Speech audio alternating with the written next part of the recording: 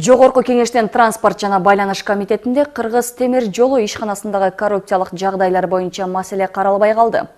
Бул тууралуу депутат Жанар Акаев Фейсбуктагы баракчасына жазып чыкты. Саясатка келгенен уяттуу киши деген терминди көп укчу болду. Коррупцияга баткан тармак тууралуу маселе көтөрсөң эле уяттуу киши суранып жатты эле, тим эле койчу дешет. Уяттуу киши дегенде бул олуттуу тажрыйбалуу коррупционер дегенде эле түшүнүп калдым. Темир жолдогу коррупциялык иштерди комитетте карабай калдык. Бүгүн уяттуу киши суранган эмес. Уяттуу кишилер Жакыр өлкөсүнүн коррупциялашкан системасынан, аз айлыктан жана жамалган жолдорунан качан уялат билбейм, деп жазды депутат. Эске сала кетсек, депутат аталган ишканадагы коррупциялык схемалар боюнча маселени көтөрүп, УКМКнын коррупцияга каршы комитетине да жөнөткөн. Кечирип коюңуз, биринчи микрофон процедурный.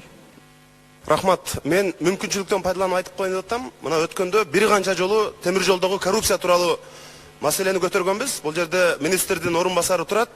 Кече каржы полициясынын өкүлдөрү барса, темир жолдун башчысы Ногойбаев Финполициянын кызматкерлерин кууп чыгыптыр. Кабинетине киргизбей атат. Иликтөөгө жолтоо болуп атат. Кызмат абалынан кыянаттык менен пайдаланып атат. Ошон үчүн сиздер чукул арада коррупцияга өкмөттүн күрөшөм деген чын ниети болсо, күчү жетет десе, президенттин ошол коррупцияга каршы аеосуз күрөш боюнча саясатын колдойм десеңер, темир жолдун жетекчисине мындай мамиле кылбагыла.